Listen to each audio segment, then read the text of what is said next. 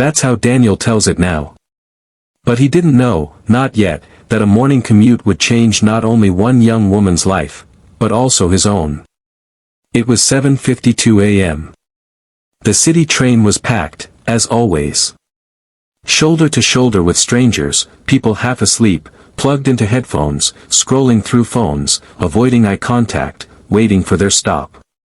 Among them was Daniel, a 34-year-old single dad juggling a demanding job and raising his 6-year-old daughter, Lily.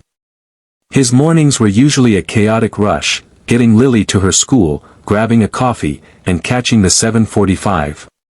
He was tired. Always tired. But never too tired to notice people. And that day, someone caught his attention. She couldn't have been older than 22. Dressed in a soft yellow sweater, her backpack hugged tightly to her chest, headphones in, but not playing. Her name was Maya, though Daniel wouldn't know that until later. What he did notice was how she shifted uncomfortably, glancing sideways at the man standing far too close behind her. The man, mid-40s, disheveled, heavy-set, was pretending to be just another commuter. But Daniel saw the subtle movements.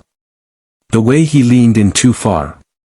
The way Maya flinched each time the train rocked. The way her eyes darted around, silently pleading for help. And no one saw. Or maybe they did, but chose not to. That's when Daniel stepped forward. No plan. No second thought. Just a father, imagining his daughter in that same position 10 years from now. "Hey," Daniel said loud enough to be heard over the clatter of the train, "you good?" Maya looked up, startled, eyes wide. She nodded too quickly, eyes betraying her. The man shifted slightly, scowling. Daniel stared him down. "She said she's good. So maybe give her some space." The train fell silent in that weird, heavy way when something real breaks the illusion of routine. Passengers looked up, some curious, others annoyed. No one else spoke. The man muttered something, vile, low, but stepped back. Daniel didn't move until Maya took a deep breath and shifted closer to him. "Thank you," she whispered. Daniel smiled. "You don't have to thank me. I've got a daughter. I'd want someone to do the same for her." Later, when they got off at the same stop, Maya hesitated, then followed Daniel outside. She looked shaken, like the moment had sunk in deeper now that it was over. They stood on the platform for a while. She spoke first. "I didn't know what to do. I froze. I've read about this stuff but," in the moment, her voice cracked. Daniel listened quietly. "It's okay. You didn't do anything wrong. That guy did." She nodded slowly. "Most people just looked away." Daniel sighed. "That's the thing. People are scared to get involved. But that's how people like him get away with it." She asked if they could grab a coffee nearby.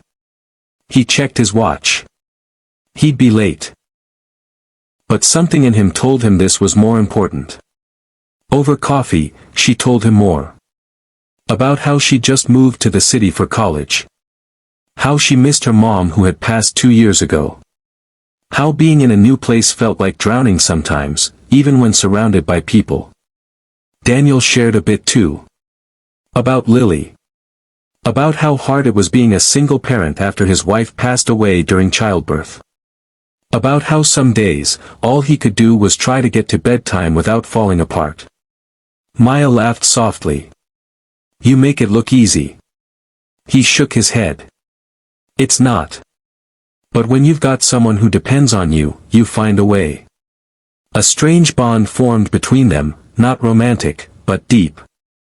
Like two people who saw a piece of themselves in the other.